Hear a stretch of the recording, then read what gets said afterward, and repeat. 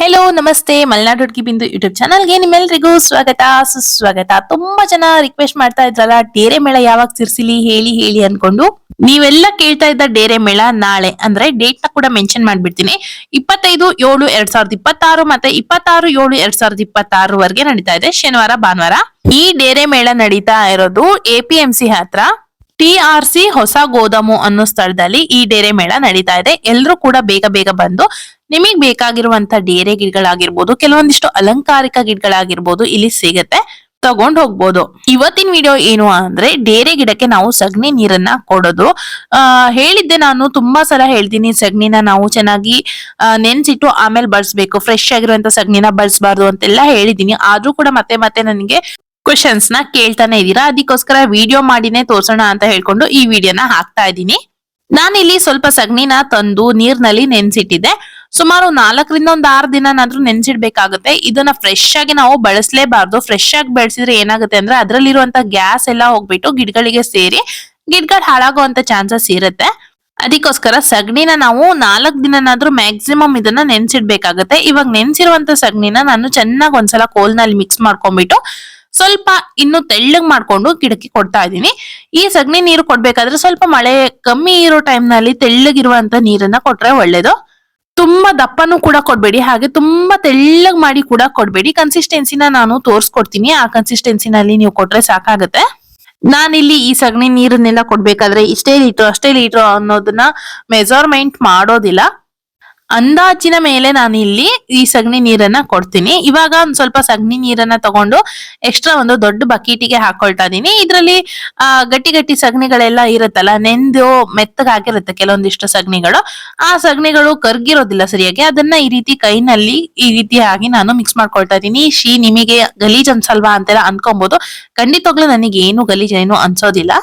ನಿಮಗೆಲ್ಲಾದ್ರೂ ಗಲೀಜ್ ಅನ್ಸಿದ್ರೆ ನೀವು ಕೋಲ್ನಲ್ಲಿ ಕೂಡ ಇದನ್ನ ಅಲ್ಲಾಡ್ಸ್ಕೊಂಡ್ರೆ ಆಯ್ತು. ಹೀಗೆ ರೊಟೇಟ್ ಮಾಡಿದಾಗ ಅದು ಚೆನ್ನಾಗಿ ಕರ್ಗತ್ತೆ.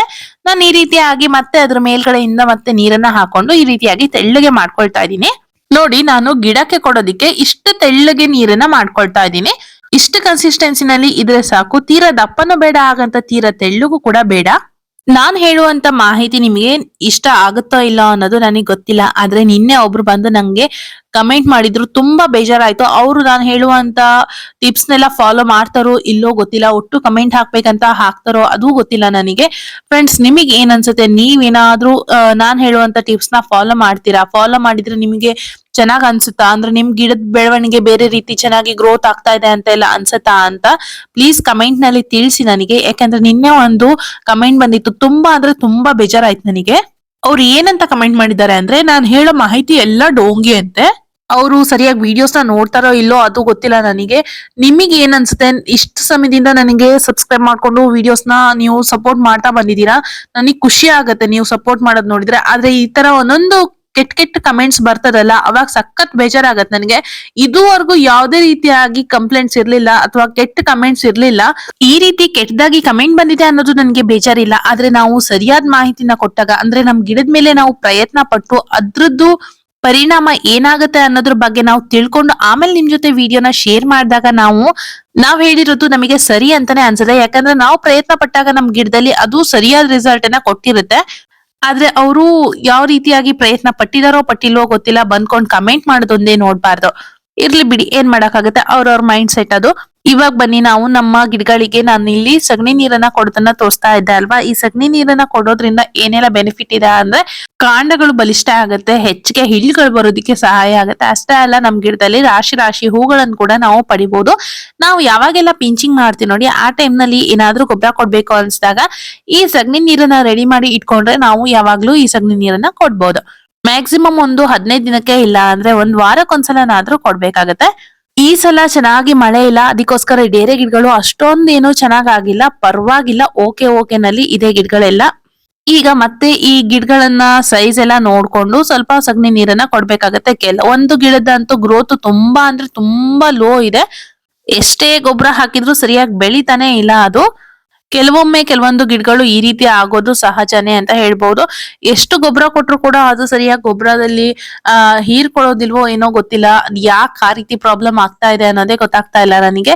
ಒಂದೊಂದು ಗಿಡಗಳು ಮಾತ್ರ ಈ ರೀತಿ ಪ್ರಾಬ್ಲಮ್ ನಲ್ಲಿ ಇದೆ, ಎಲ್ಲಾ ಗಿಡಗಳು ಕೂಡ ಇಲ್ಲ.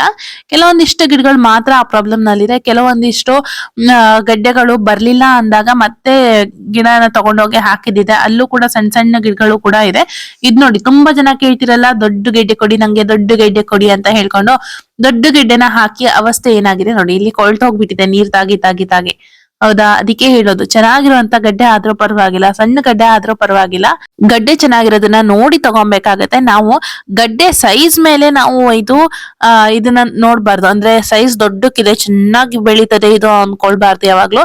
ಗಡ್ಡೆ ನನ್ನ ಹತ್ರ ಹೆಚ್ಚಾಗಿ ದೊಡ್ಡ ದೊಡ್ಡ ಗೆಡ್ಡೆ ಇದ್ರೆ ಅದು ಹೆಚ್ಚಾಗಿ ಕೊಳ್ತೋಗುತ್ತೆ ಅನ್ನೋದೇ ನನ್ನ ಅಭಿಪ್ರಾಯ. ಯಾಕಂದ್ರೆ ಇದು ನನ್ನ ಸುಮಾರು ಸಲದ ಅನುಭವ ಅಂತಾನೆ ಹೇಳ್ಬೋದು. ನಾನು ದೊಡ್ಡ ದೊಡ್ಡ ಗಡ್ಡೆಗಳು ಇದು ಚೆನ್ನಾಗ್ ಬರುತ್ತೆ ಅನ್ಕೊಂಡು ಎತ್ತಿಟ್ಕೊಳ್ತೀನಿ.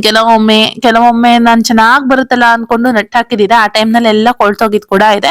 ಕೆಲವೊಂದಿಷ್ಟು ಗಡ್ಡೆಗಳಂತೂ ತುಂಬಾ ಗಟ್ಟಿ ಇದೆ, ಈಗ್ಲೂ ಮಣ್ಣಿಗೆ ಹಾಕಿ, ಅಂದ್ರೆ ಈ ಗಿಡಗಳನ್ನೆಲ್ಲ ನಡ್ಬೇಕಾದ್ರೆ ಆ ಗಡ್ಡೆಗಳನ್ನ ನಾನು ಮಣ್ಣಿಗೆ ಹಾಕಿದ್ ಕೂಡ ಉಂಟು. ಅದು ಇನ್ನೂ ಕೂಡ ಗಡ್ಡೆಗಳಲ್ಲಿ ಮೊಳಕೆ ಬಂದಿಲ್ಲ. ಮೊಳಕೆ ಬರ್ದೇ ಇರೋಂತ ಗಡ್ಡೆಗಳನ್ನೇ ನಟ್ಟಿರೋದು. ಮೊಳಕೆ ಬರ್ದೇ ಇರೋಂತ ಗಡ್ಡೆನ ಹಾಕಿದ್ರು ಕೂಡ ಕೆಲವೊಂದು ಗಡ್ಡೆಗಳಲ್ಲಿ ಮೊಳಕೆ ಬರ್ಲಿಲ್ಲ, ಇನ್ನೂ ಕೂಡ ಗಟ್ಟಿಯಾಗೆ ಇದೆ ಅದು.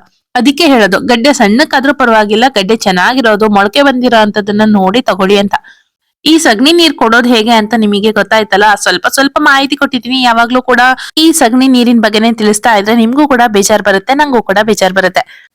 25 ಮತ್ತೆ 26 ಜುಲೈ, ನಾಳೆ ನಾಡಿದ್ದು ಯಾರು ಕೂಡ ಮಿಸ್ ಮಾಡದೆ ಎಲ್ಲರೂ ಡೇರೆ ಮೇಳಕ್ ಬನ್ನಿ. ಆದ್ರೆ ನಾನ್ ಮಾತ್ರ ಡೇರೆ ಮೇಳಕ್ ಹೋಗ್ತಾ ಇಲ್ಲ ಅಷ್ಟೇನೆ. ವಿಷಯ ಗೊತ್ತಾದ ತಕ್ಷಣ ನಿಮ್ಗೂ ತಿಳ್ಸೋಣ ಅಂತ ಹೇಳ್ಕೊಂಡು ತಿಳಿಸ್ದೆ ಅಷ್ಟೇನೆ. ಮತ್ತೆ ಯಾವ್ದಾದ್ರು ಹೊಸ ವಿಡಿಯೋದಲ್ಲಿ ಸಿಗ್ತೀನಿ. ಅಲ್ಲಿವರೆಗೂ love you all, bye bye.